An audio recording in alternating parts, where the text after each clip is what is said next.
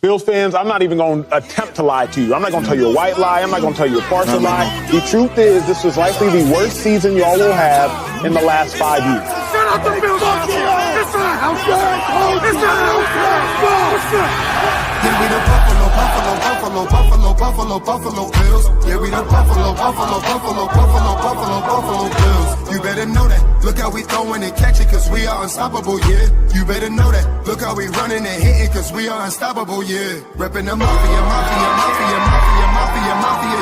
Reppin' the mafia, Bills, mafia, yeah. You better know that. Look how we throwing and catching, cause we are unstoppable, yeah. You better know that. Look how we running and hitting, cause we are unstoppable, yeah. Homie, now listen. Everyone play their position. Buffalo got a tradition. They say we tripping. They better get out our way. Top of the table, we flipping. We on a mission. Got an unstoppable team. Continue to follow your dream by any means.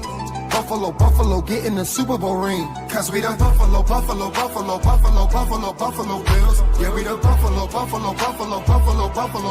Bills. You better know that. Look how we throwing and catching, cause we are unstoppable, yeah. You better know that. Look how we running and hitting, cause we are unstoppable, yeah. Reppin' the mafia, yeah.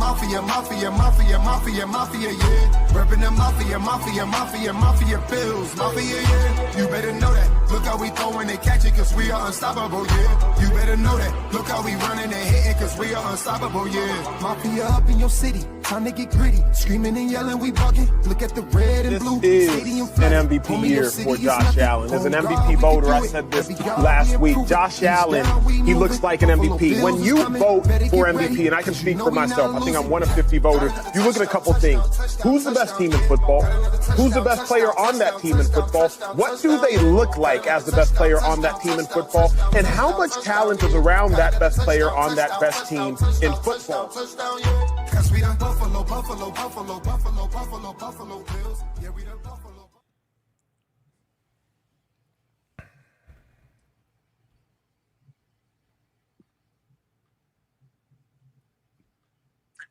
And a good evening, everyone. It's good to be back on the Coast to Coast podcast with your co-host Beyond 716 after a long hiatus. I was actually on Whittle's Coast for quite a while for family reasons, all kinds of stuff. But now we're back to normal here in California.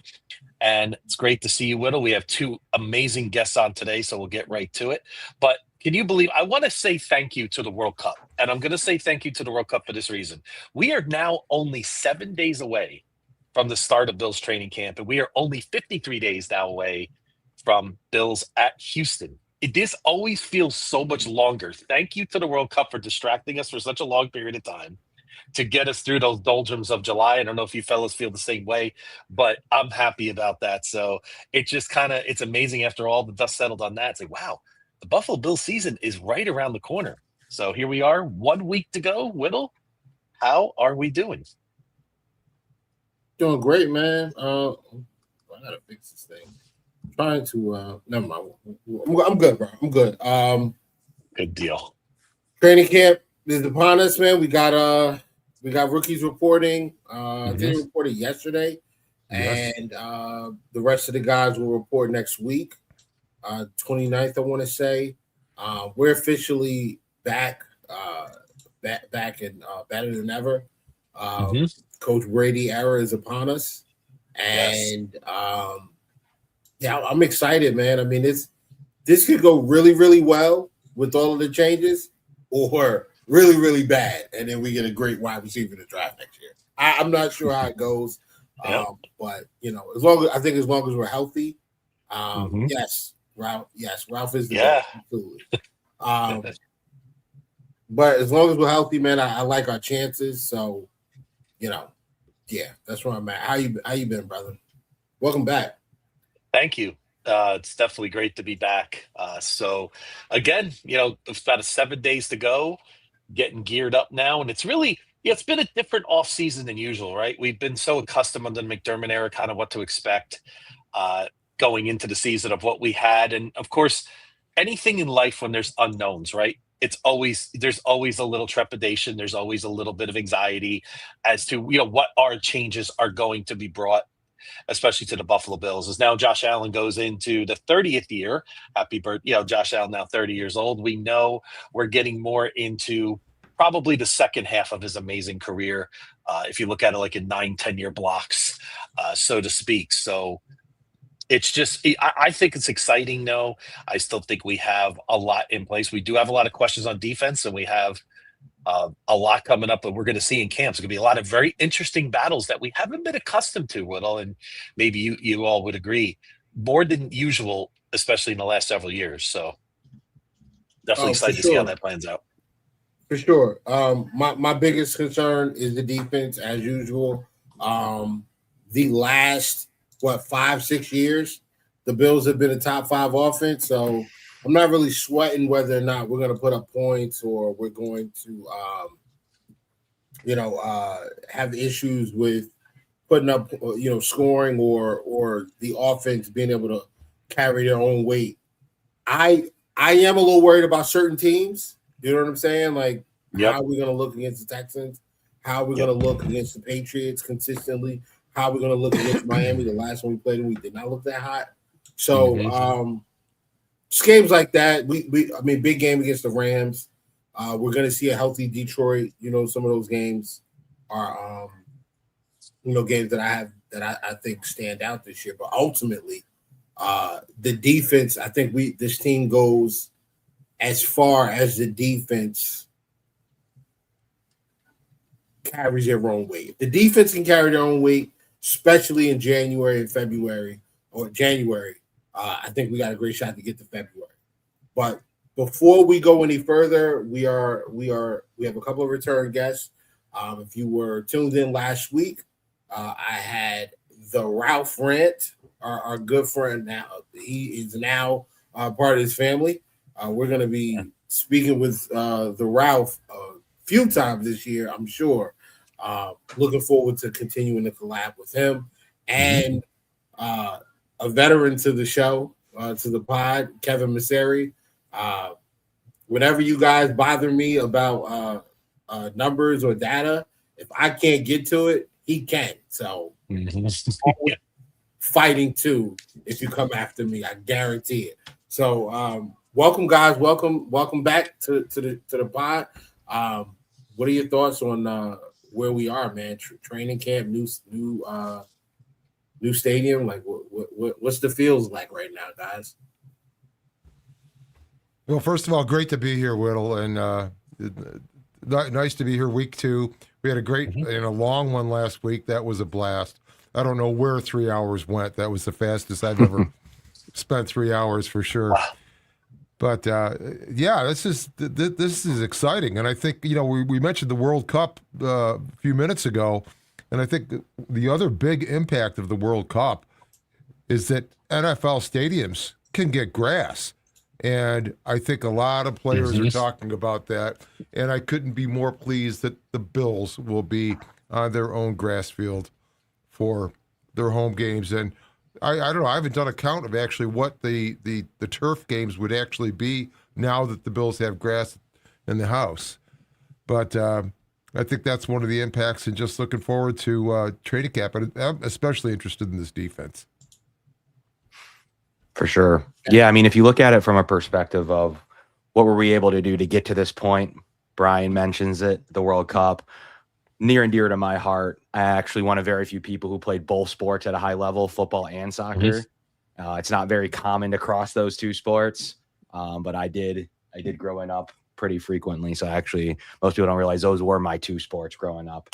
Nice. So it was really cool to see what the U.S. men's team's able to do. I know they fell short against Belgium, but ultimately, I still think the future is promising. But yeah, as Ralph mentioned, the grass is a huge update. Like, look, I'm super happy the Bills are on top of it, and they have a state-of-the-art grass. People are going to start copying the Bills, the way that they've designed their field and the way it drains and the way it heats and the way they germinate it from, believe a lot of the seeds from Penn State. Go figure. So I think that's the whole package is going to be one that's copied. And I think it's a really state-of-the-art facility. Even the Buffaloes outside are getting some love more than they did originally. So I think that people are really starting to feel like, wow, they really did a really nice job on this stadium when there may have been some questions. I know Kansas City looks like they're getting some type of clear roof from the looks of their rendering. But ultimately, 70% of it's covered. Pretty excited to see the stadium, and ultimately, I think it will blow MetLife out of the water. So that's all that ultimately matters is now it's going to be New York's facility as well. Yeah, and to add to the humiliation of downstate, and that doesn't count for me because I'm across the water in Jersey.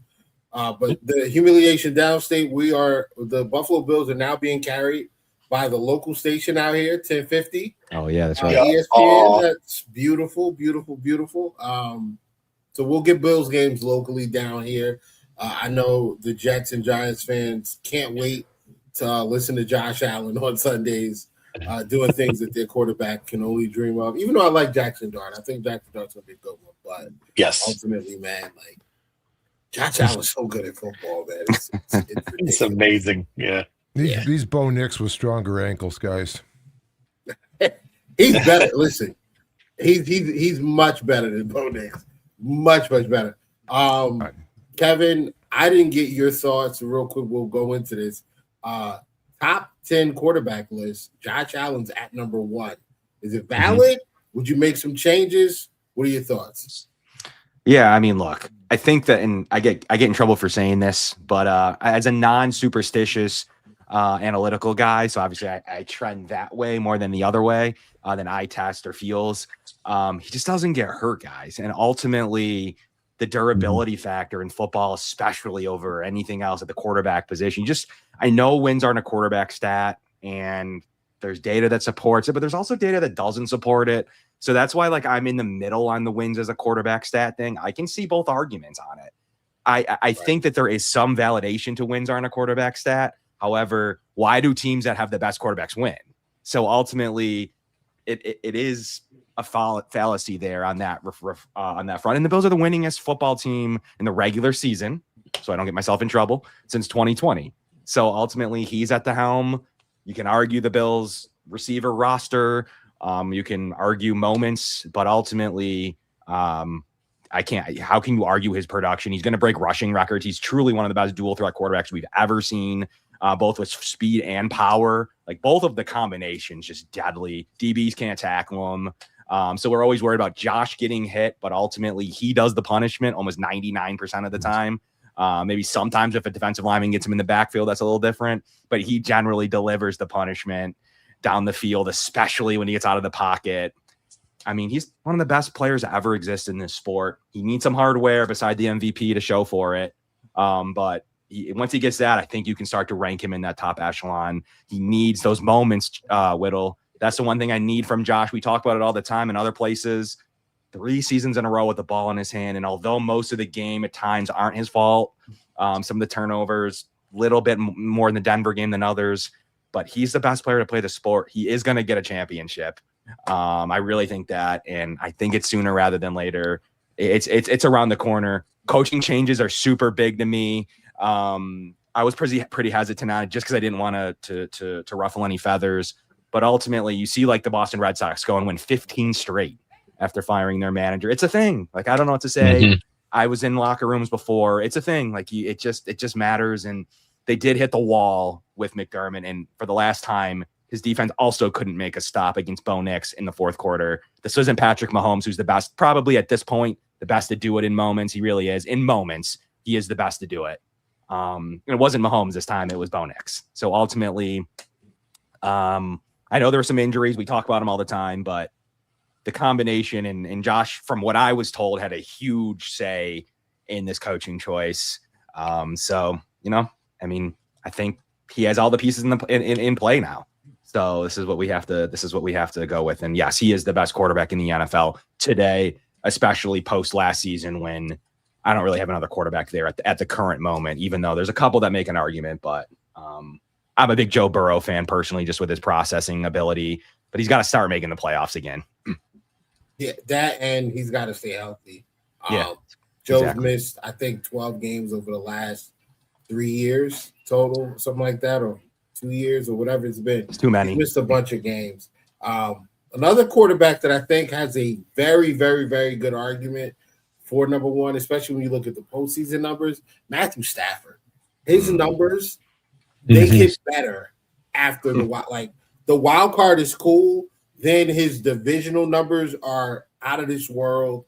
His championship round numbers are pretty good too. Like he's got a. I think coming off the MVP, what he's been able to do over the last couple of years, I just if they would have made Matthew Stafford the number one quarterback, I wouldn't have felt any type of way about it. Don't you guys feel he's underrated in most cases and lists? Yes, I do. Yeah. Yes, I do.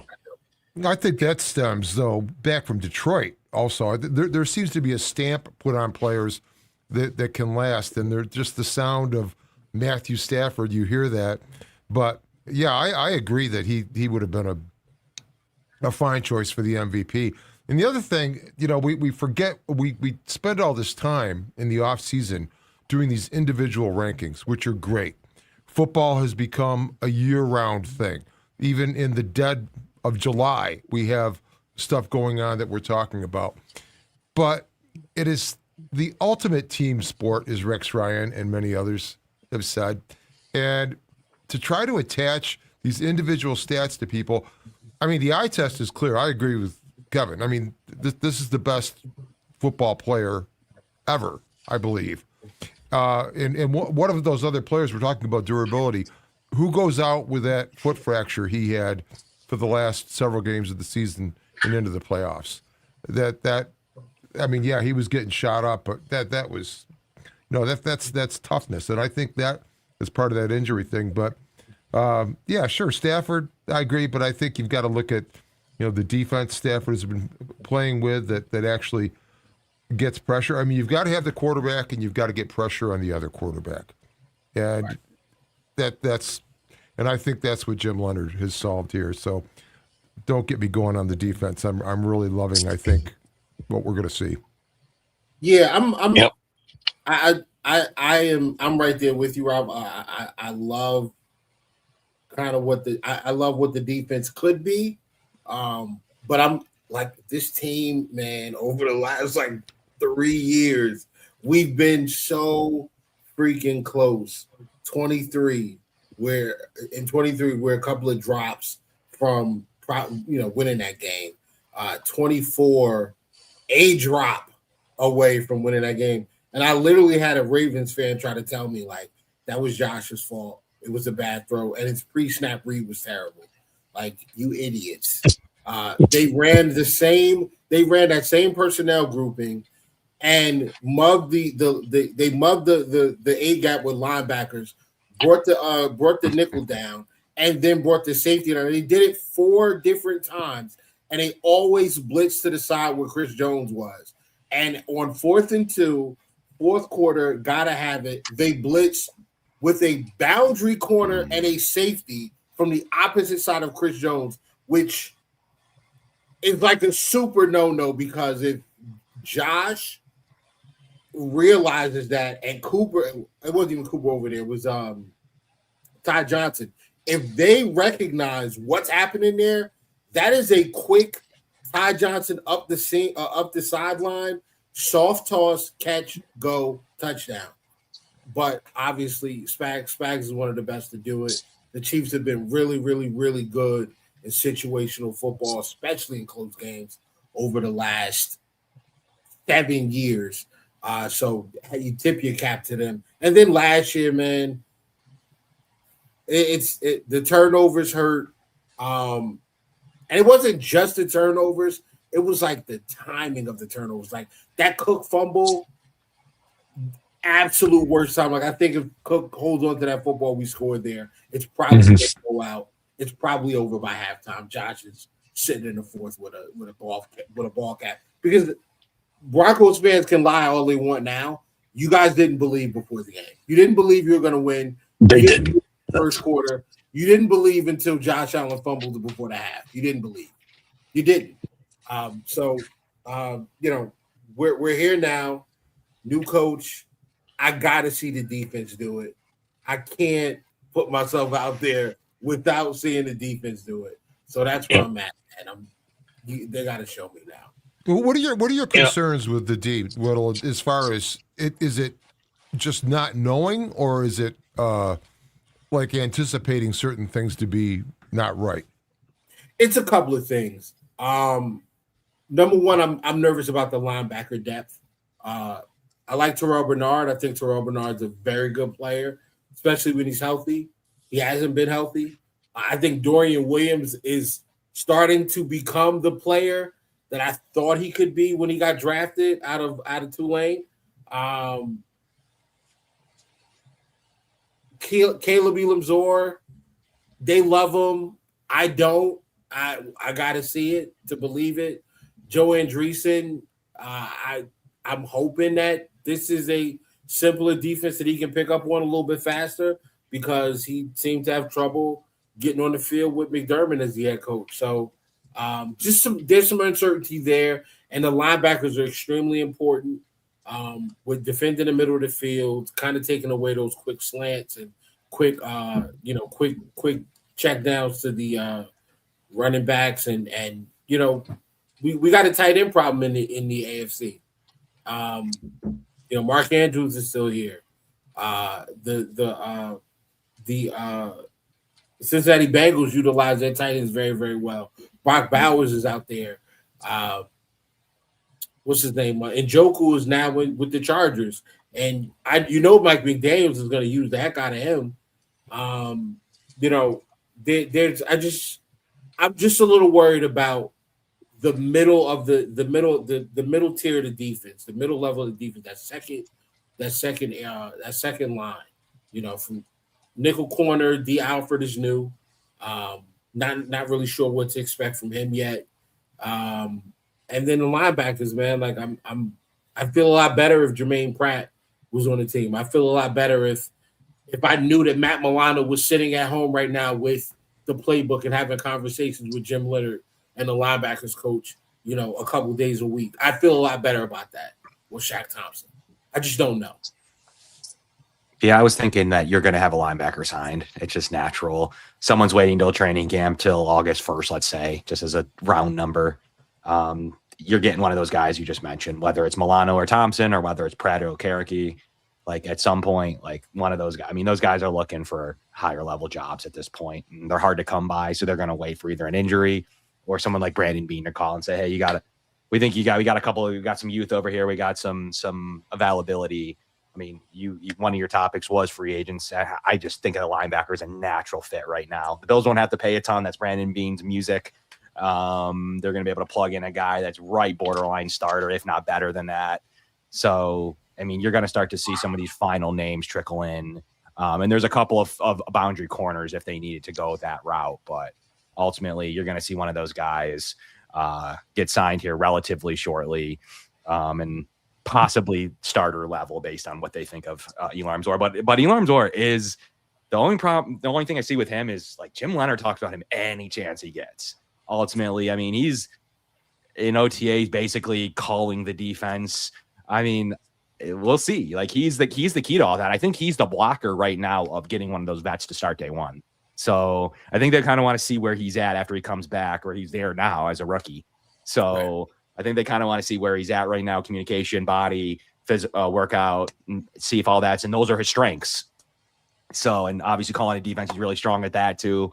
So if those things line up, they're probably going to want to see him early and often. Maybe they'll give Dorian a little sprinkle because he's Dorian Williams and he's been here for 4 years, but I think he's going to really run the twos. And if he proves he can do that, I think it's his job day one. If neither of them prove it, I mean, he's definitely going to go to one of those veterans you mentioned. Who do you want? And you see Dorian Williams on the who do you see in the other linebacking spot next to Orr?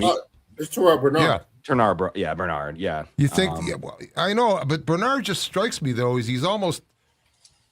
I don't know. He's almost struck me as more of like the super hybrid safety rather than the thumper. And like what Shaq brought. Go ahead again. I think you need that. You're running a 5-man front. I'm not in love with Rousseau in coverage or Bradley Chubb having to drop out and cover tight ends or running backs in the flat. Like, I mean, can they do it? Sure, they're athletic guys with a athletic ability to get out there. I don't think you're going to see that a lot, though. I really don't think we're going to be seeing any kind of a significant percentage of them dropping. I mean, you're going to have to. but Rob, you're gonna have to see that. You're gonna have to see somebody from one of those outside backer spots in coverage, and I think consistently, unless we're just bringing pressure and going man behind them. Yeah, I think you're gonna have to, because you don't want to give these quarterbacks that we're going to be facing in the AFC. You don't want to give them an easy answer to the test. The check down's an easy answer, and most of these guys are more than willing to take it. Bo Nix, in particular, will take the check down. Burrow will take the check down. Mahomes will take the check down. I mean, maybe you can get Lamar with it, but the rest of these guys, man, like they're going to take the check down. They're going to take it. So I think you're gonna have to see some of that, of some of these edge guys drop out into coverage, simulate pressure, drop out, take an easy answer away from the quarterback, and maybe they're in coverage, maybe they're just playing like sort of a zone / spy, cover this area until the quarterback makes a move. But I think you're gonna have to see some of that. But ultimately, where Terrell Bernard's strength, in my opinion, is his ability to read what's happening in front of him, diagnose it quickly, and his coverage ability. He was excellent in 23. 24, was it, or was it 20? Which year was it? Was it 23 or 20? No, it was 23. I think 24, he didn't have the best year. Well, he hurt the ankle at the end of 23, right? Yeah, he was really good in 23. Really good, if I'm not mistaken. I think that was the year he had like 140 something tackles, 6 sacks, 6 interceptions, or something like that. Like, he was all over the place. Yeah, don't forget he comes from a similar 5-man front. I mean, he used to have in Baylor. He used to be used to those big fronts and be able to run and be free. And Dorian Williams also 6'1", 225. So it's not like you're gaining anything high weight speed. So I think that's ultimately, for me, and Dorian is just he just can't cover anybody. He's just too much of a liability for the minimal gain you may grab against the run, which is mitigated with the 5-man front. So ultimately, I'm just not Dorian Williams' biggest fan. I think he serves a purpose. Loved him in the QB spy role. I think he's a top 4 special teamer, plays core 4, plays most teams units. He's super good in most moments. He's just a super liability in coverage. He see ball, get ball. We'll see how that plays. Has a little more play in this defense, but if you're looking for like a Joe Andreessen, might come in with that thumper ability. But I mean, they just haven't proven that they want to go get one of those guys. They could have. There was a couple that they could have gone and done and fairly affordably and/or limited draft resources. So they're ultimately going to lean toward like an Elarms or and a Bernard combo at this point, especially when you have a Chubb who's big and a Rousseau who's big next to them with 3 big guys in front of them. I think they'll feel pretty good against the thumping side, and they want the benefit. That back to the tight end point, they're going to want the benefit to the best coverage guys that they can get. And to me right now, it's Bernard and Elarms or as their core abilities, but we'll see as training camp rolls around. And if not, I like the coverage ability of a Bobby Okereke. I'm not sure where he's going to go in the next week or two, but he is truly a starting linebacker for me that's available at the moment. And we know Milano can do when healthy, and he showed flashes last year, so would also be a good signing. Shaq Thompson also earned the fans. People loved him. He had a really good 1 year here. So the Bills have certainly a good choices. And I'm a Okereke fan because I really think he is in that next level of who's available right now if I was to pick. But more realistically, he's probably bringing back Shaq Thompson. But or Milano. So we'll see where that all. And Pratt is said to be someone the Bills were interested in at one point. So he might be more the mold you're looking for. If you're kind of looking for a little different of a linebacker, maybe they are. So we'll see. I think that'll be broken for us in about if they do something there, which I think they will in the next week or two. In what kind of style what veteran style they're going to bring in. Well, exactly, and the veteran style based on what Leonard is doing with the defense now, because. And I've heard this on so many pods and doing predictions on the Bills. Guys are looking at what the Bills did position-wise last season, and I just don't think it applies. I think somebody like Javon Solomon could come in and be a different player, almost something we haven't seen out of him before. So I asked that question with how much the defense is changing, how these roles might change, and you're getting into it there exactly with the coverage abilities, because the math is changing up front. They've got 5 guys in the line of scrimmage rather than 4. Yes, the edges may drop out in coverage or have a flat route to take or something like that, but I just think the change in math and the pressure that the Bills haven't been able to get, I'm thinking like that's going to be what they're going to anchor this defense with. And I might be wrong, but it's the concentration that's been put up front and then really not so much in linebacker and the inside linebackers again. And again, those roles have changed some because of what Bernard or Milano may have done last season, or even Shaq Thompson, different in this defense. And I think this defense, though, is going to be faster and easier to learn. They've already heard that from players like Deion Walker and Bradley Chubb, both. And so it'll be interesting to see how the roles that we think these guys occupy actually translate to this version of the defense that we're about to see. Jermaine Pratt, 6'3", 250. If they want to go with a different mold, the guy that gets tackles, cleans everything up, a little bit different, he's there. So it'll be up to Leonard to determine the way he wants to go with this. But I think on the outside edge and the defensive, stand-up linebacker position, Joker, whatever you want to call them, stand-up rush linebackers, Leos, or they've got a couple of different names based on the coverage unit. But I mean, it's super deep there now. The Bills did spend their top resource there, one of their top free agent resources in Chubb, their top draft pick in Parker. Don't forget Hoyt's back, and Mike Dana is going to be a guy that is going to make the roster. Maybe, I like his play. He hasn't been the best lately. But he's also going to be the 52nd guy in the roster, 51st, 52nd, 53rd. Like it's a deep unit. It's not one that is going to rely on all those guys. And Hoyt being in DN 4 right now, stand up lineman 4. I mean, they did spend significant time adjusting to that. I think that's why I think they'll feel safe and with some free play from Bernard and Elarms or at the moment.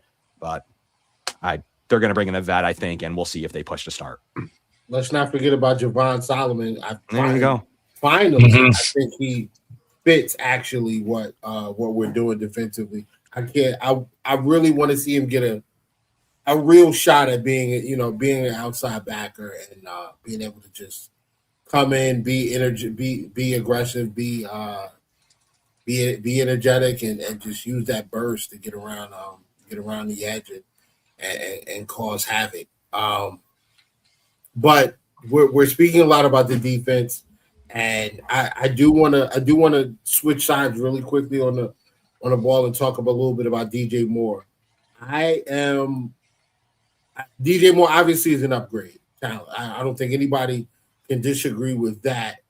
But does DJ Moore fix the problem that we've had over the last couple of years, which is our wide receivers have difficulty against press man coverage?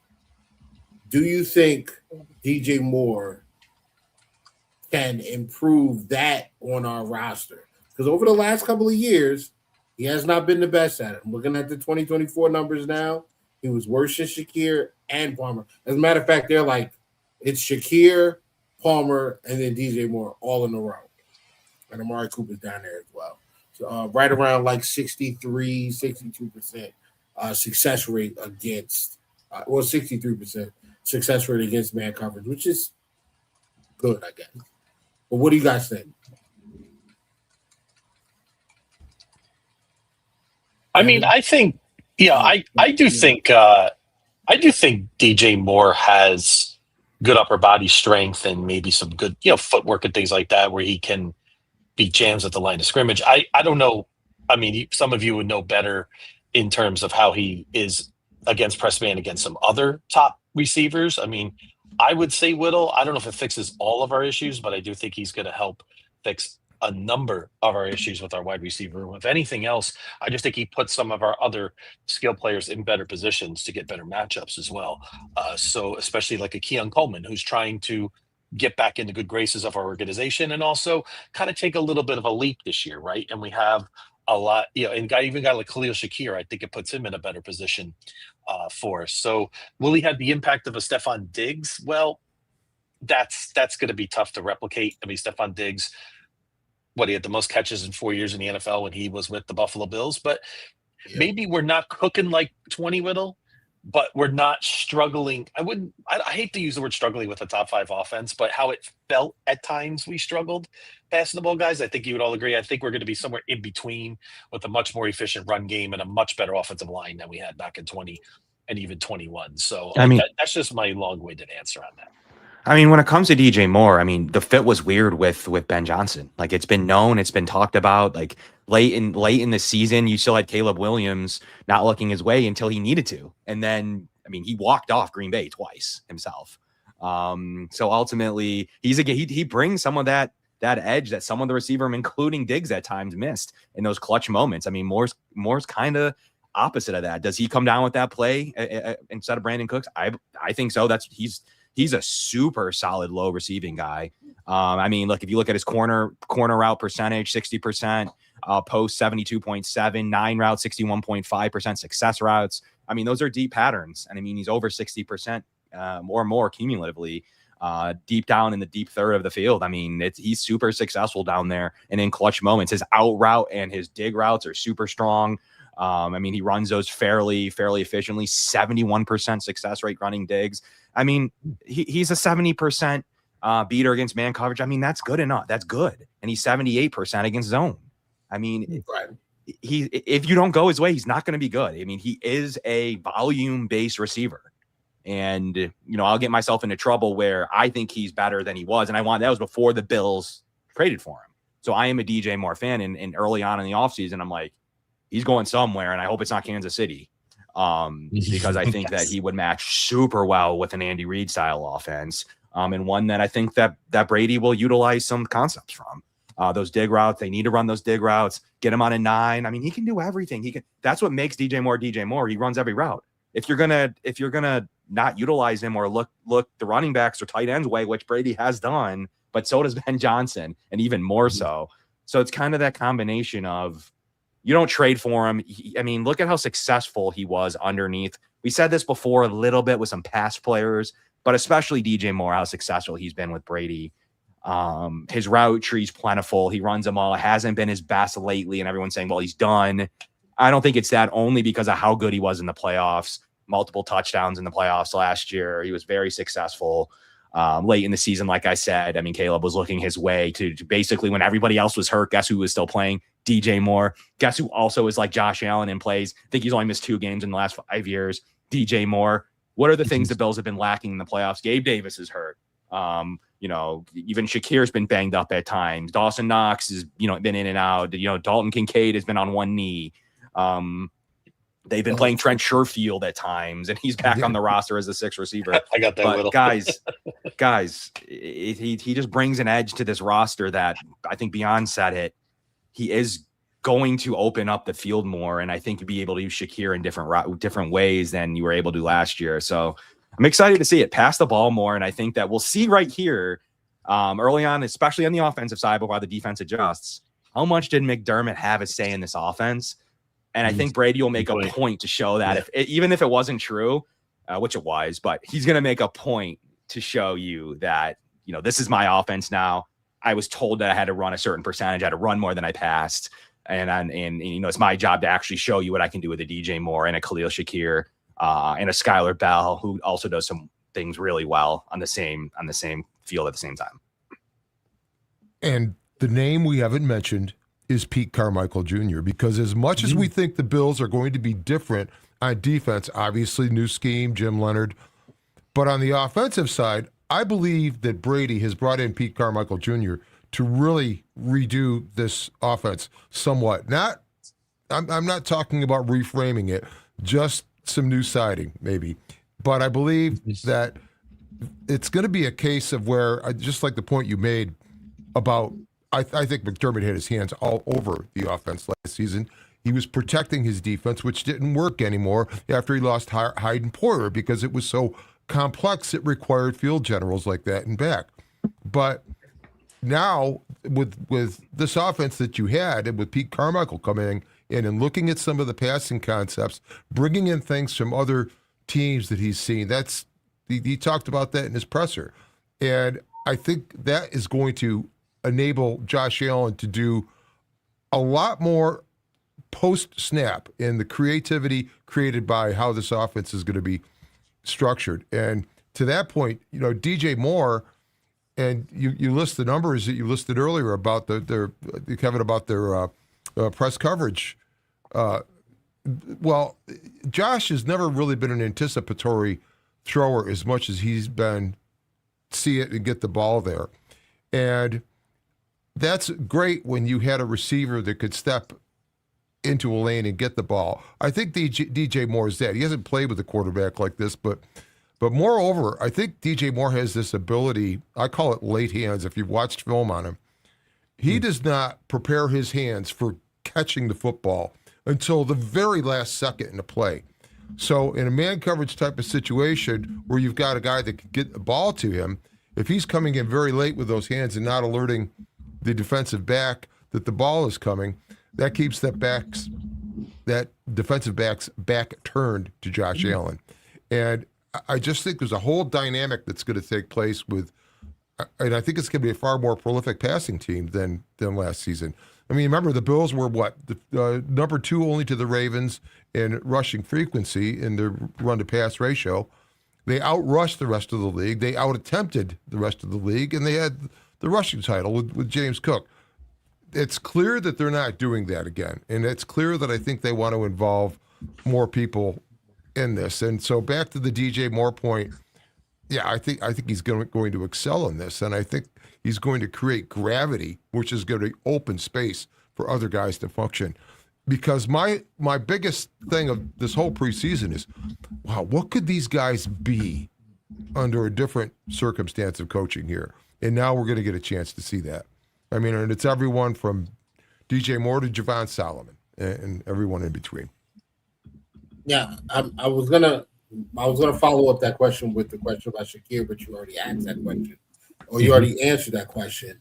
And I agree totally. I think Shakir is going to be freed up to do more now because you have guys that can step into that slot role like a Skylar Bell. As far as someone who can put themselves in position to catch the football in traffic, ladies and gentlemen, Agent Zero, Keon Coleman. I think that that is the area of this offense where I think that he can be of value very, very early and consistently. I don't think he's a boundary line up all the time, go downfield like Gabe Davis. I think he's more of a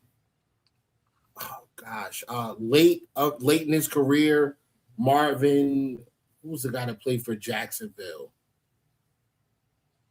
Receiver that Marvin Jones? Yes. I think he's more of that, where he's not really a guy that can separate, but I think he can be a reliable target. Strong hands, big physical frame. You can put him into areas where Josh can just kind of rip the football to him. And if he can get it and get a couple of steps, he's dangerous after the catch. Plus, he's an excellent run blocker. Excellent run blocker.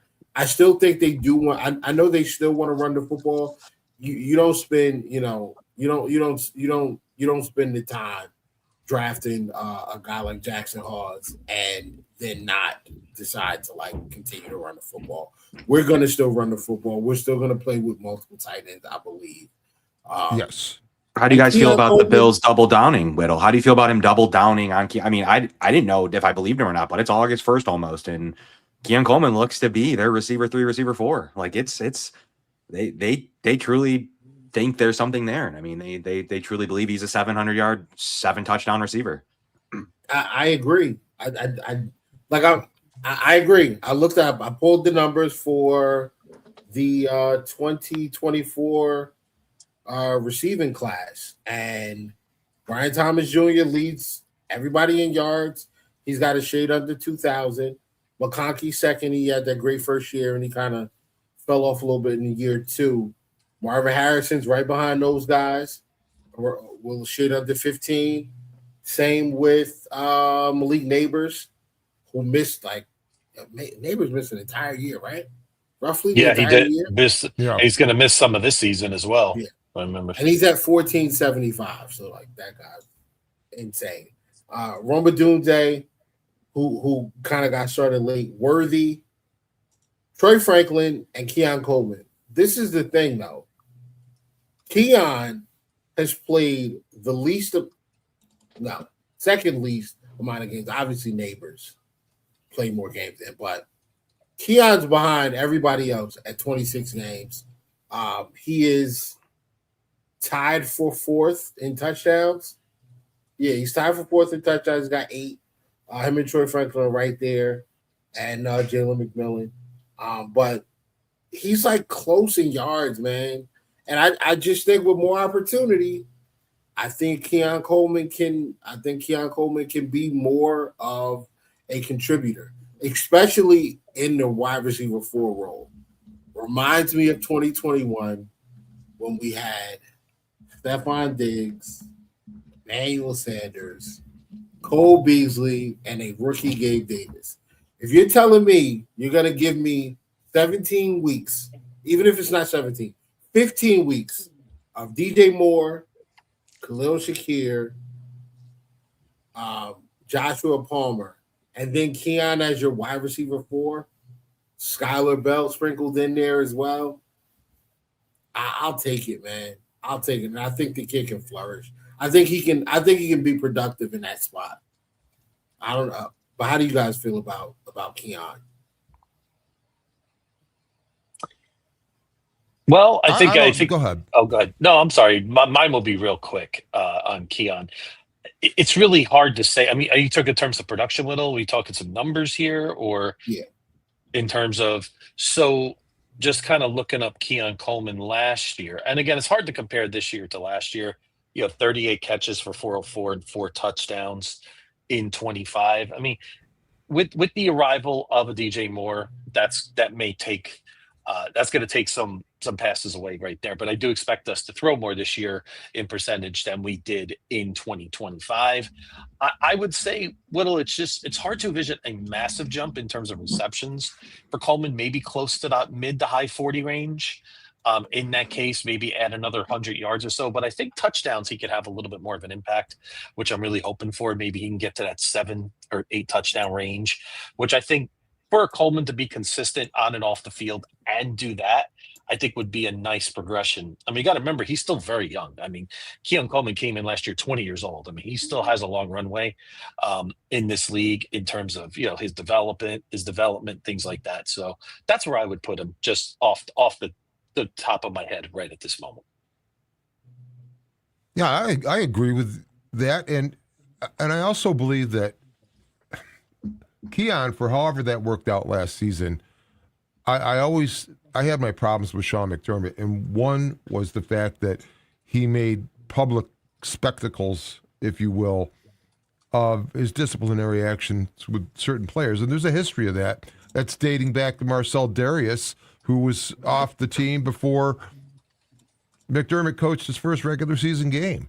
And then he had the thing with Shady McCoy, where he was suspended for a half. That had to be out in the open. I guess there was mitigating circumstances with that. And then, I think a good head coach keeps Diggs here. I think you have to control that if that's sort of this diva mentality. And fine, if that's a receiver like that's going to have that. But you don't make a public thing about, being concerned that he's not at the OTAs and just, creating something newsworthy. And then I think it was the same thing with Keon last season with this disciplinary stuff that had to be made public rather than just sitting across from the guy and looking him in the eye and telling him what he needs to do. But having said all that, I think Keon is I think he's still got those tools we talked about with him coming in. And now he's just more mature. And I think it's going to be a good year for him. I think it's going to be a complete turnaround. And I think it has no small part of it is due to the change in head coach. I think there's a different energy and an attitude running this team now that's not sort of a weight that was on it before. And I think you'll see that weight get lifted, and Keon Coleman is probably going to be an example of that throughout the roster. Yeah, it was weird to make a spectacle of that, and then he made a spectacle of the trade deadline. He made a spectacle of the rosters of Jamarcus Ingram. He made a spectacle of just a couple of topics that just were super strange. You could tell he was pressing, he was feeling it based on the production of his defense, and then it didn't perform in the time it mattered the most. But Keon Coleman is definitely a guy that just didn't vibe with the head coach. It's very clear. There's been some rumblings that did Brady just follow suit and listen to McDermott when he probably should have spoken up, probably. But at the same time, as an OC, like you do what you do and you kind of stay in your lane.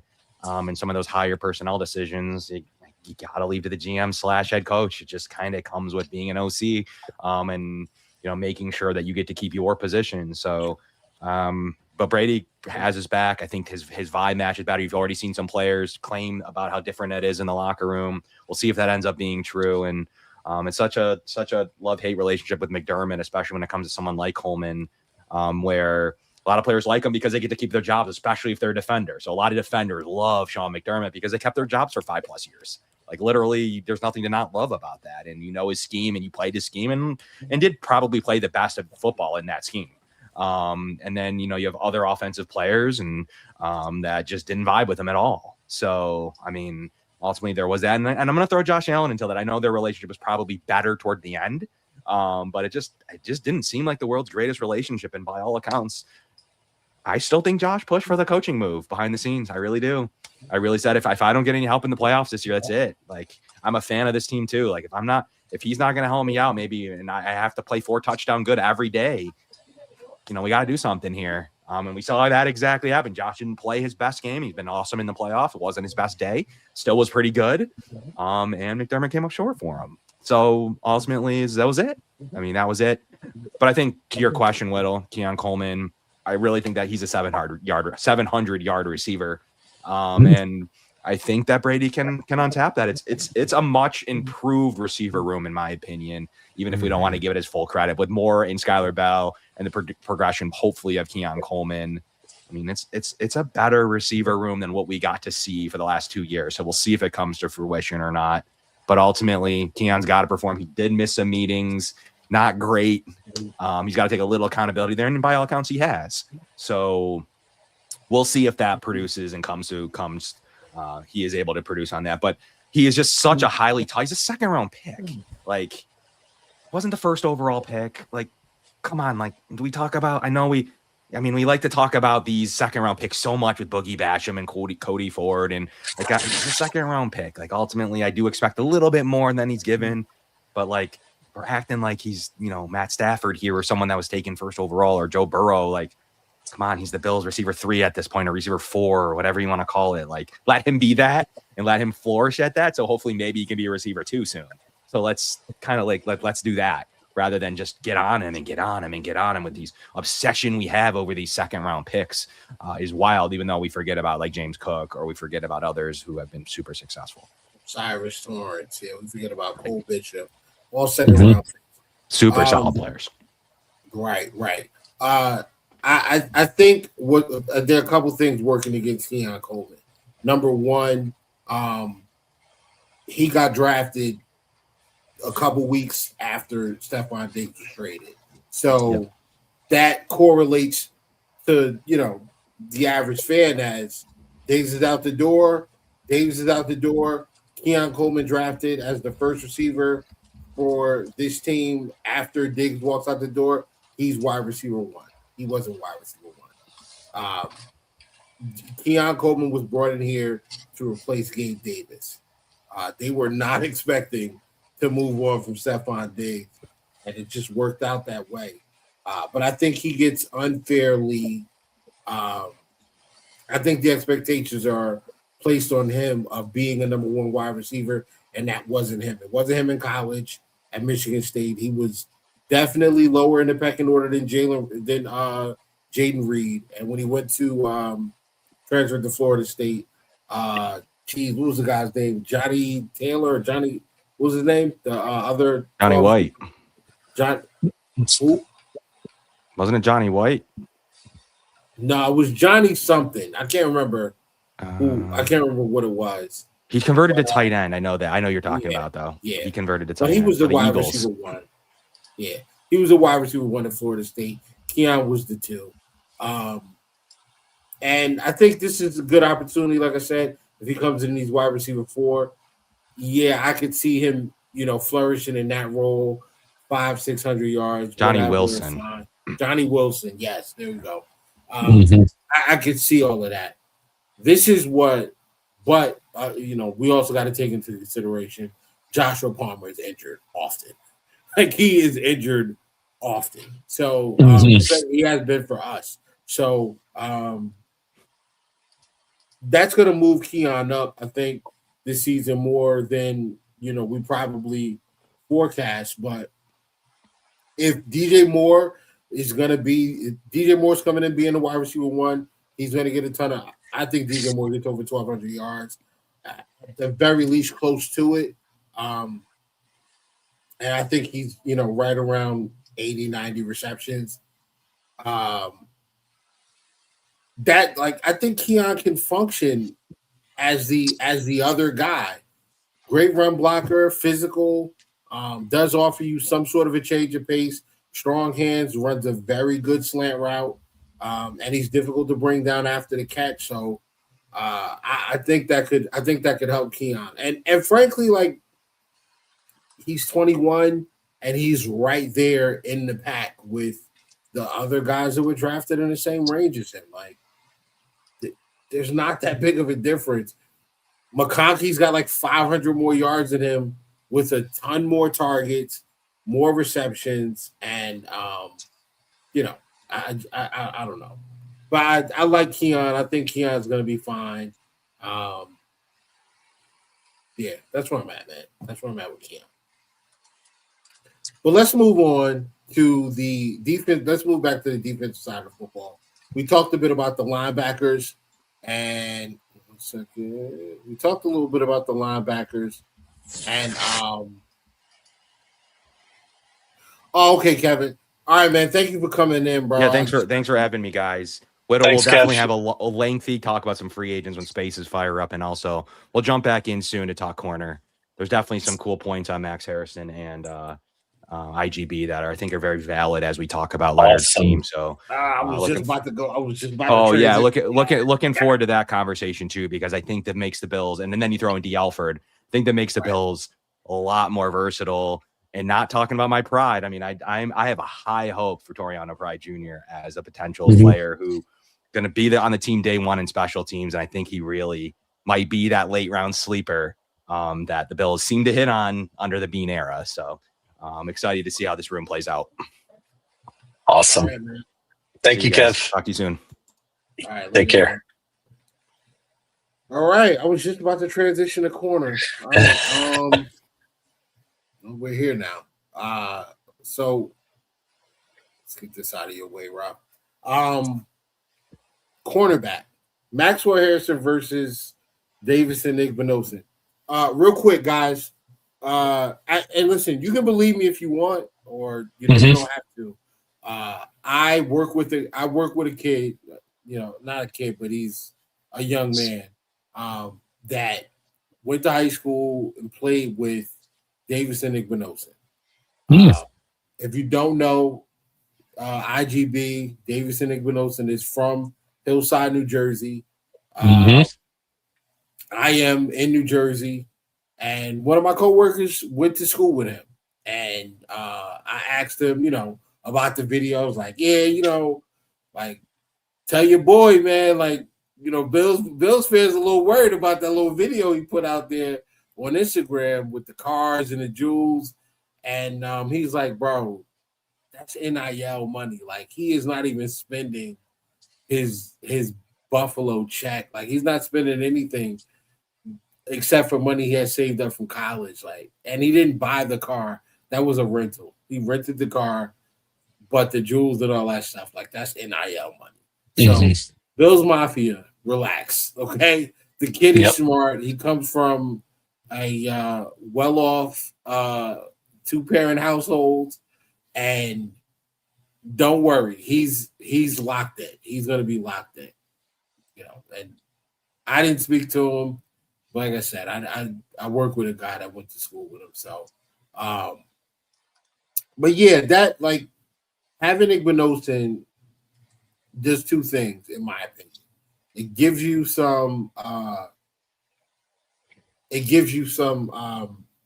insurance for Christian Benford, and it also gives you the opportunity to match up against teams that want to put two physical receivers on the field, whether it's two wide receivers or a wide receiver tight end combo. So if we're going to go up against the Raiders, and there's been rumors out there that the Raiders are targeting Justin Jefferson as far as the trade is concerned. If that's the case, you got to put Benford on somebody. Mm-hmm. And I would prefer Benford on Justin Jefferson. But then you got to have somebody that can cover that you feel comfortable running with Brock Bowers. And I'm not sitting here saying that IGB is going to come in and shut Bowers down, but I feel a lot more. I'd be a lot more comfortable watching IGB cover Brock Bowers than I would Maxwell Harrison or D. Alford. Those are smaller guys. IGB 6'1", 6'2", 200 pounds, 195, 180, 190, whatever. Much more physical, much more of a frame matchup for a tight end or a receiving tight end or a corner.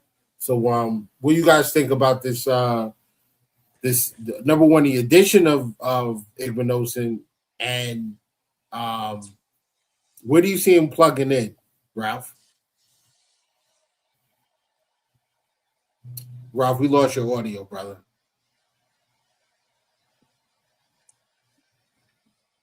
Nah.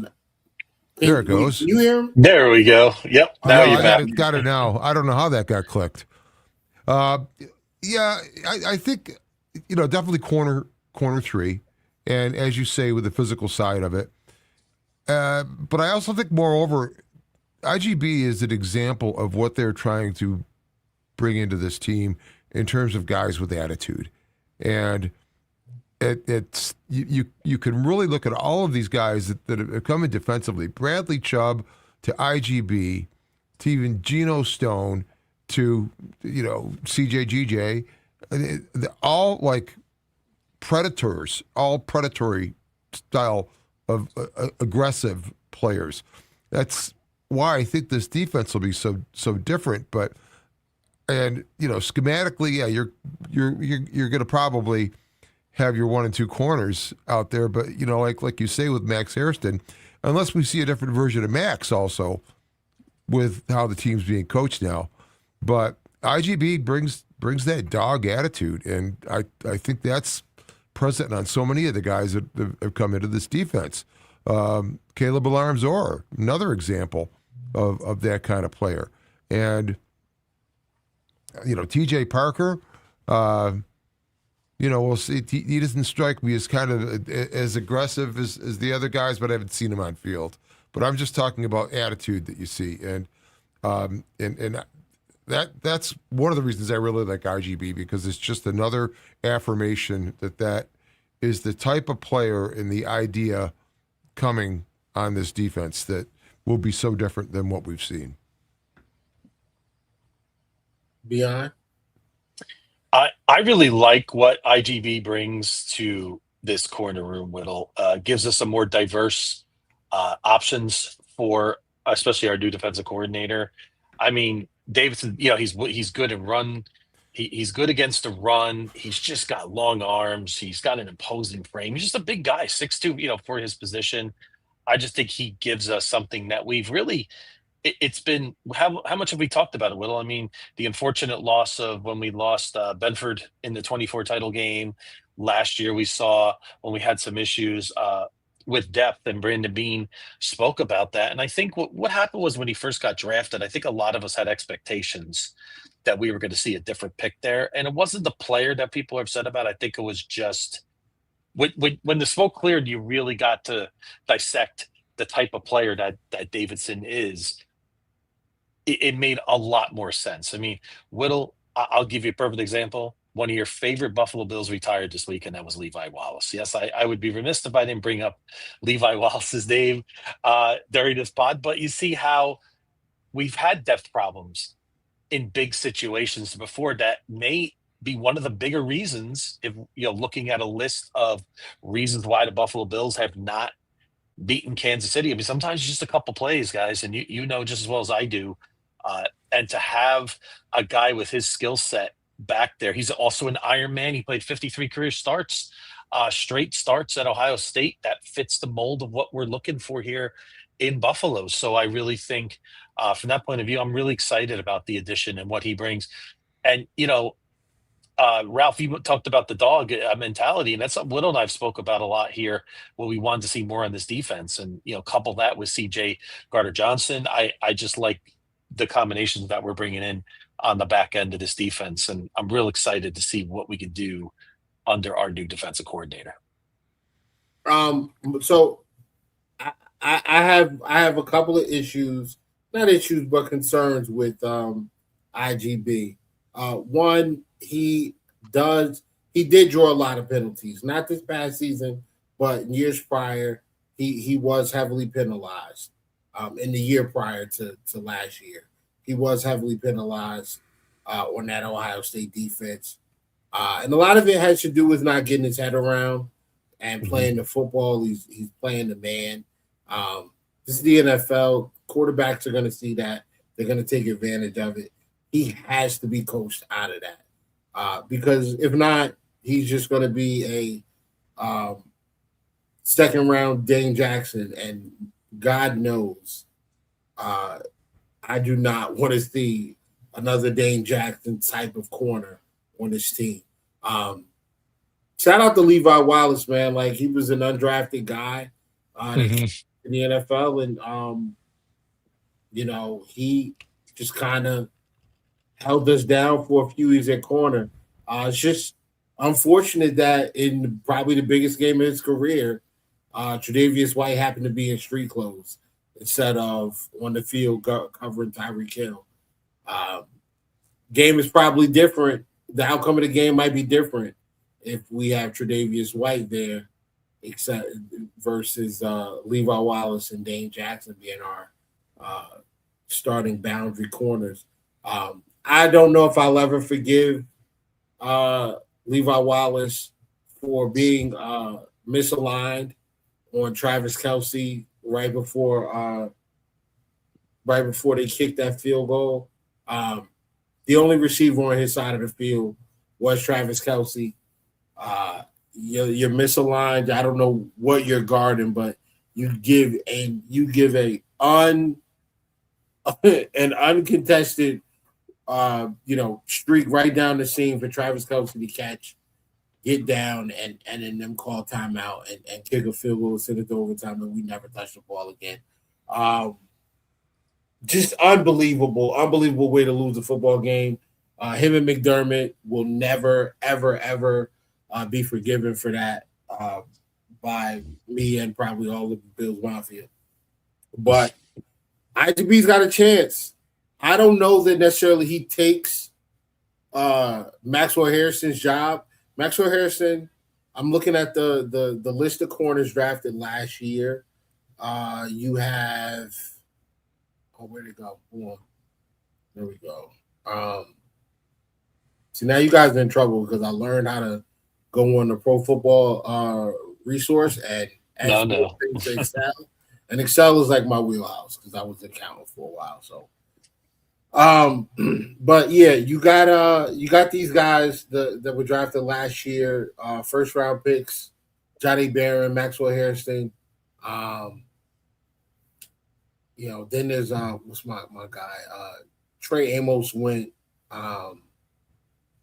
Trey Amos went to Washington, second right? round. Yeah, he went to Washington. Y'all know, if you've been watching this pod, you know there were nights that I got down on my knees and I said, God, I don't ask you for much. But when the Buffalo Bills step up to the podium, please put Trey Amos on that card. It just didn't work out. But yeah, I do like what Max Harrison brings. Out of the rookies last year, Denzel Burke leads all rookies with 3 interceptions. Jacob Parrish and Maxwell Harrison both have 2. and Max only played 11 games. Parrish played all 17.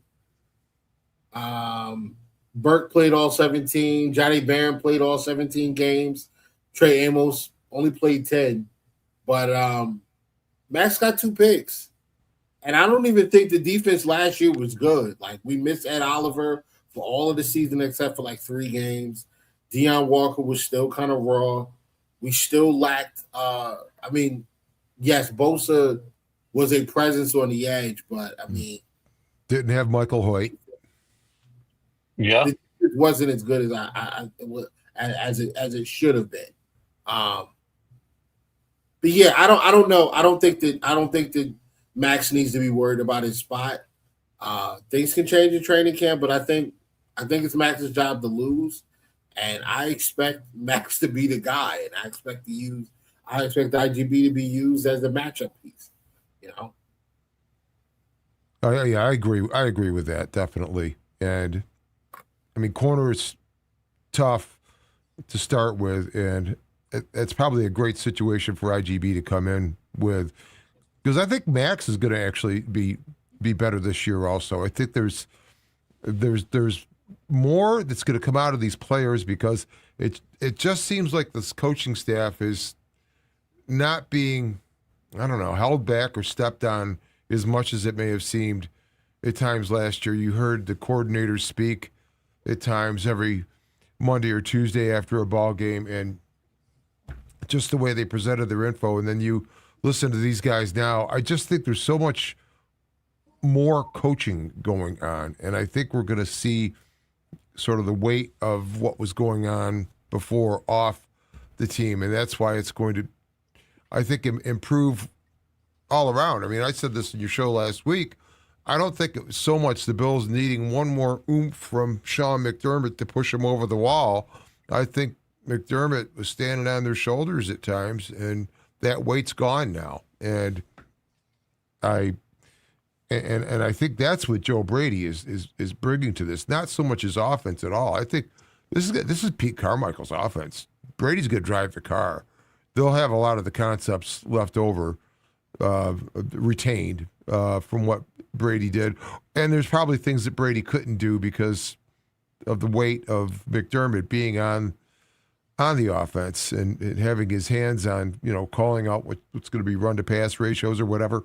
But I really think that we're going to see a big change also on the offensive side of the ball. It's going to look a lot different. And so I think just all around, it's a higher energy situation. yes, we will count that interception. By the way, just that little comment there. Any interception against the Dolphin, we're counting it, Woke. We're always going to count it. They count the same all around. That's true, but always a little bit more against our rivals, though, as we know. So Certainly is. Okay, we're gonna let's get into the wish list, man. If you had to choose one free agent acquisition to be brought into this team before the start of the season, what position, what player?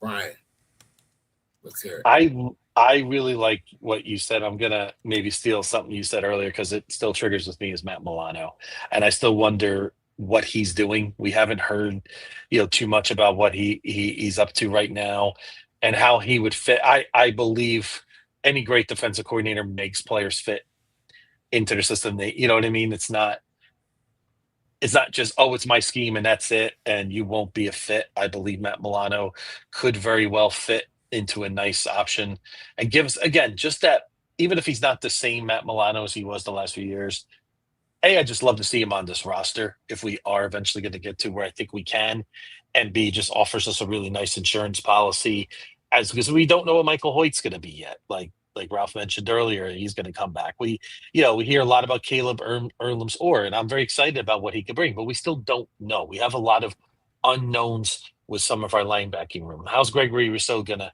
going to adjust, going to the outside, right? What's Mike Dana going to bring us? We have a lot of questions there. I think we could have a lot of answers to, which I do feel a little bit better about our linebacking room than we probably have in the last few years. But I just think bringing back Matt Milano would be a good option. Ralph? There's a good case to be made for Milano because you're almost making the same case for Bradley Chubb when you brought in Chubb after he returned from injury last season, like Milano did, and he had a decent season, did Chubb, coming off that injury, but it always takes a year, and now he's coming into this situation with this defense, and you wonder if it's like the same thing with Matt, who was back last year, had a lot of flashes, and that could be a possibility. I was going to ask you guys what you would think if they signed Bobby Wagner. I don't want Bobby Wagner. I don't want Matt. I'm sorry.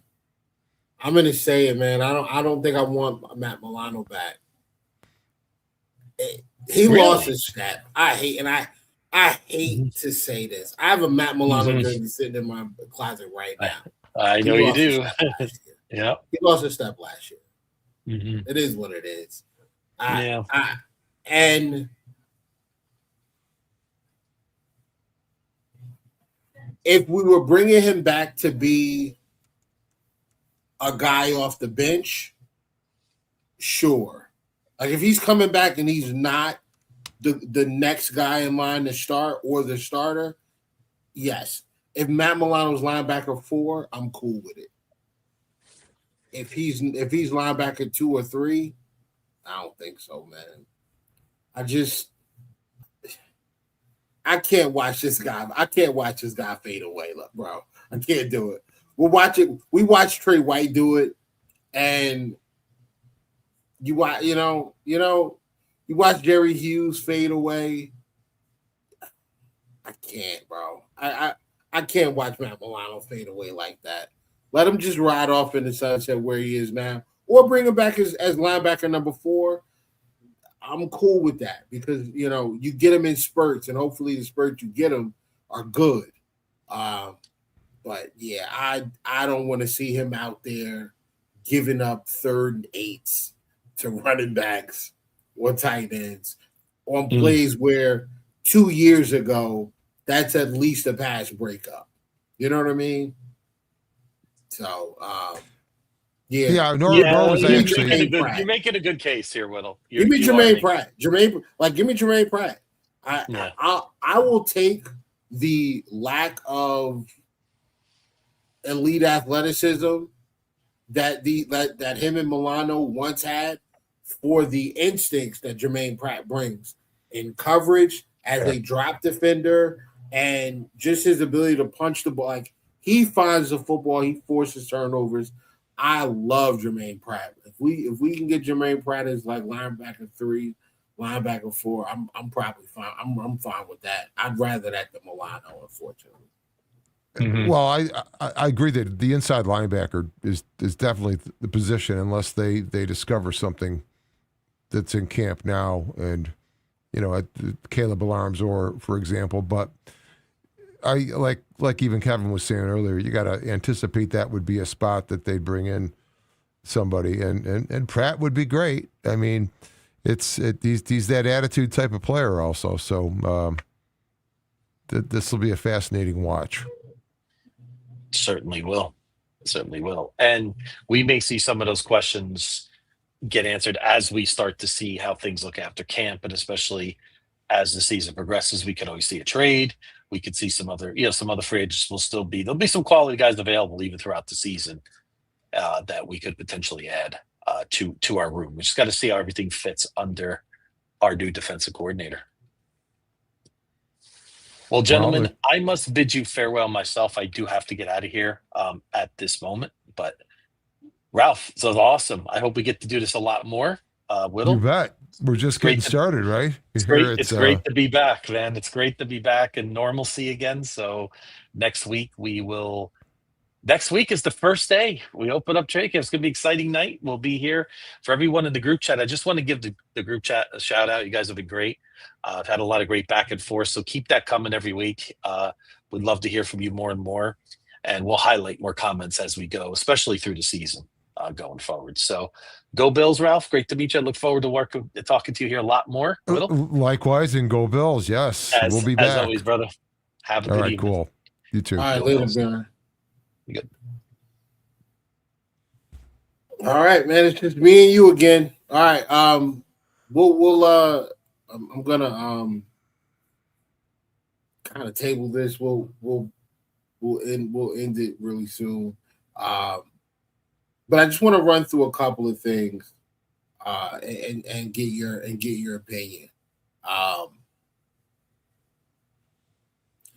The defense last year was top. I think we were like 11th in points per game. Definitely saw some regression in the takeaways, or at least takeaway margin. And we were one of the worst teams against the run. Really good against the pass, but some of that had to do with people just being able to run the ball whenever they pretty much want it. Where do you see the improvements in this defense in comparison to last year? Or are you at a spot where you still need to wait and see? Well, I think there's some things that make it obvious where it will differ. And the first one is the fact that Jim Leonard, in one of his earliest press conferences, flatly stated that the priority of the defense is to stop the run.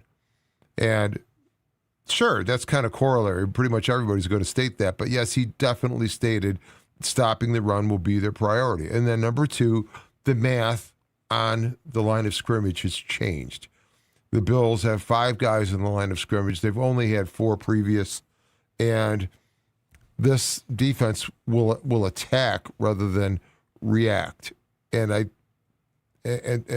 think so. The whole dynamic of being the like a top 11 defense, but with the points against and some of those other things, just that also points to the fact that the Bills had time for possession on a lot of these games. The defense wasn't as exposed because that's what McDermott wanted, which is why we had a defense that rushed for more yards and more often than any other team in the league. So I think both of those point to that. But I think with the changing math on this defense on the line of scrimmage and the disruption that's going to happen, because you'll notice this defense will not really have, per se, a nose tackle. I mean, Travis Clayton, I think, might be involved in that defensive line. But even at that, I think guys are going to switch their positions around. You won't have like a true nose tackle that's always going to be on the center or a shade one side or the other. So I think stopping the run with the disruption that they're going to create, being able to get in the backfield like, Ed Oliver and what he's going to be able to do, not being double teamed all the time because just of this changing math on the offensive line. So I think it's early to tell, but it's with the attacking style they're going to use and with the change of math on the line of scrimmage, I think they're going to be a much more successful defense actually than they were last year, both with the points against and turnovers especially. I think it's just because they're going to attack. And if you just go ahead and say that, that's at least the start of it. And that will be a change rather than sort of the McDermott style, which was great when you had Hyde and Poyer, but those days passed. And we saw what that defense became. I feel like somebody that's not really mentioned at all by anybody right now. Jalen Kilgore, safety out of South Carolina. I just think I think we are going. I think he's going to play more. I think he's going to be more impactful than the hype around him would suggest. I just want to address something really, really quickly. There's a comment that says, "Is Diggs still available?" Not for the Buffalo Bills. I think. I'm sorry. I mean, there's some allegations attached to Stephon Diggs. I just really don't want this team to be in. Like, I don't want the team to be a part of. Like, just keep that guy away, man. I'm sorry. You know, obviously with Diggs, if Diggs were to be an option, I think there's some conversations that have to happen between him and 17.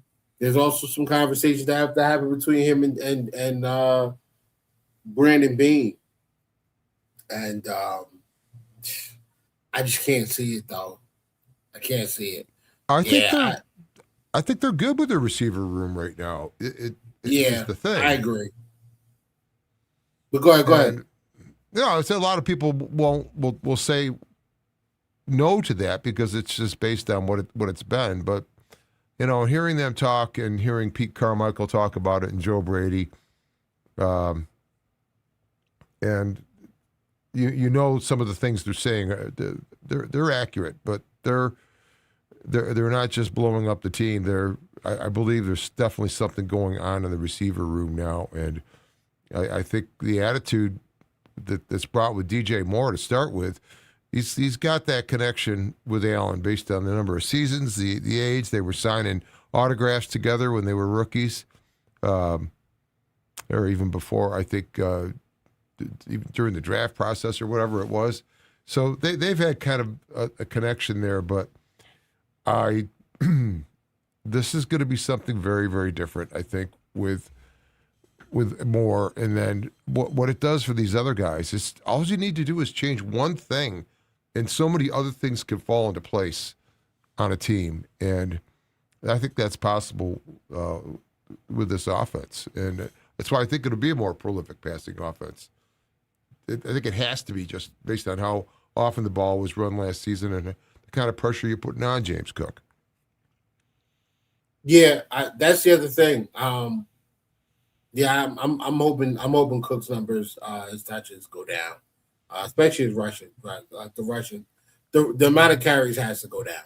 I don't know that the amount of carries period for the team, I think, has to go down, but I don't know that I would run the ball all that.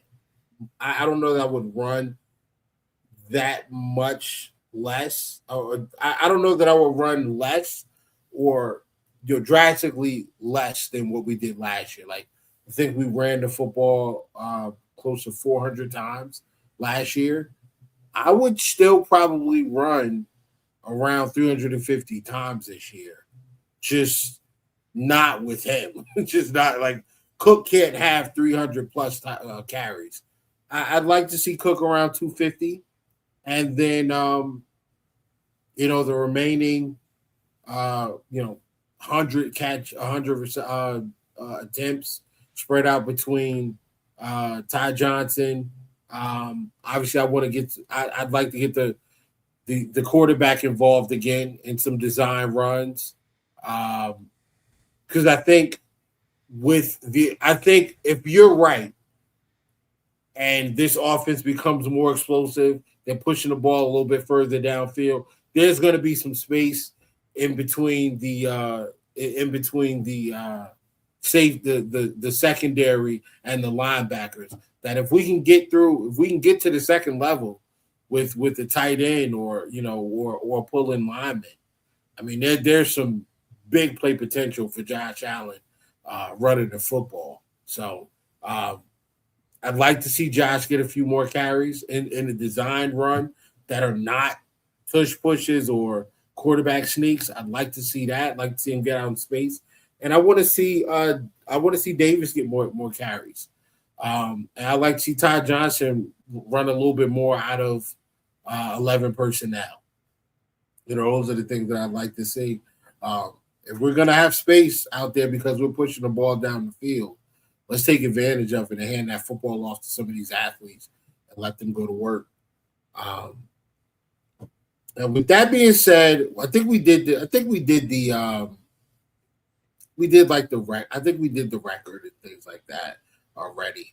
I do want to get into the observations of what's happening in training camp. We will be following that going forward. So we will talk about some of that next week. Ralph, I think you brought something up about the turf versus the grass. The grass. There was there's a podcast on, there's a content creator on YouTube. His show is called Cracking the Tables. And I don't know if you've ever seen it, but he gave some numbers on the injuries. He gave some numbers on the injuries between grass and turf, and like lower extremity injuries, leg injuries, foot injuries. It's like 60% more on turf than it is on regular grass. I'm happy we're going to regular grass, but you still got to play the Jets, so that's at least one game on turf. I don't think who else has a turf field. Let me look. I'll look that up really, really quickly. It's the Patriots are grass now, right? I'm about to check right now because I think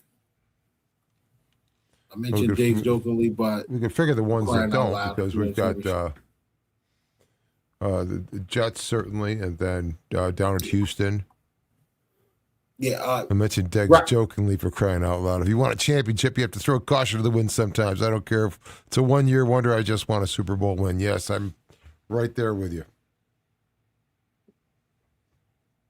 NFL teams. Now Woke is in the house. Cool.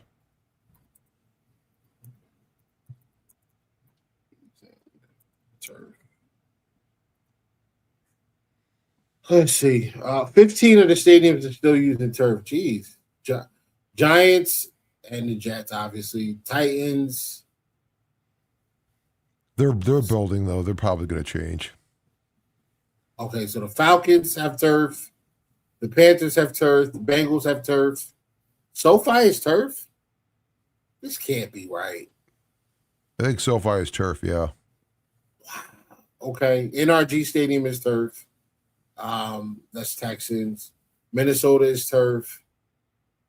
New Orleans turf, and Seattle is turf. So we play. That's just 3 games from what I believe. We play the Chargers, the Rams, the Texans, the Vikings. Well, we play the Rams in SoFi. So Rams, Vikings, Texans, Jets, and that's it. 4 games. That's 4 then. Okay. Oh wait. Gillette Stadium put grass in for FIFA. Yeah, I know, but I think these guys are going back to. I think these stadiums are going back to turf. I think they are. I just Googled it. I mean, I could be wrong. Like I reserve the right to be incorrect based on what the internet's telling me. So, Fume drummer in the house. Yeah, you gotta. Your people came with you. I see the chat's a little bit more lively. Well, I sent the show over to that channel. I didn't know you could do that. We tried that tonight for the first time, so that's apparently working somehow. The guys are here, but Gillette Stadium put in grass for FIFA, but I probably coming out. I guess it's maintaining it year round, or it's hard to grow it from the start. But the Bills are approached this with having to do just that with this field, and that's what they're doing. Yes. But yeah, all right. Well, I appreciate you coming through again, Ralph. Man, we're gonna shut it down now, and next week, like I said, we'll continue to follow up with our Bills talk and talking about the what's going on in training camp. Hopefully we'll have a week of rookie camp we'll have in place by that time, and then veterans will be just getting there. So it's going to get exciting here. I will also update the pod on the the social media war between the Ravens and the Buffalo Bills. That's going on right now. It's very, very, very fierce fighting. It's actually slowed down a little bit over the last couple of days, but it's been pretty toxic after that list came out, the top 10 quarterbacks. And now with the top NFL, like with the NFL 100, you got Lamar Jackson coming in at like 67 or 69 or something like that. I think it's 67. And, the Ravens fans are not happy about that. But who cares? Because Ravens fans suck. But Ralph, again, man, thank you as always, bro. And I can't wait to do this again. Gotta have you on during the season. Maybe we'll talk again during the preseason or something like that. We'll work something out if you want. I'd love to have you back. You know that. Yeah, absolutely. I'll be on the road for a little bit for one stretch there, but I'll get in by phone even if that's what it takes. Okay, all right. Cam. But maybe we can. Definitely. Are you going to Green Bay? Are you going to? No. No. Nope. I got another destination out west. That's a family thing. My daughter's an actress, and we're going to see her perform in a bunch of musicals. Oh, very nice, very nice. All right, man. Well, we'll figure something out. I'm probably going to do a couple of games this year. I'm looking at Vegas and definitely Green Bay. That's definitely happened. I always do. That's definitely happening. And I always do the MetLife game, so it's right there, like 20 minutes away from the house. So, oh, it sounds good. The Green Bay, that sounds fun. Yeah, one of my buddies, Packers fan. We're gonna go out there and watch the game, man. I've never been to Lambeau, so this will be a first. One of the major stadiums in the NFL knocked off from a bucket list. So, yeah, man. Got to do it. Sounds Absolutely. great. Well, all right, cool. So until next time, thanks so much, and thanks guys for showing up out off the Ralph Rant channel. That was great to see that was working. And as always, be good, do good, God bless, and go Bills. Go Bills. Hey, Mark, I'll see you in Green Bay, brother. Y'all have a good night.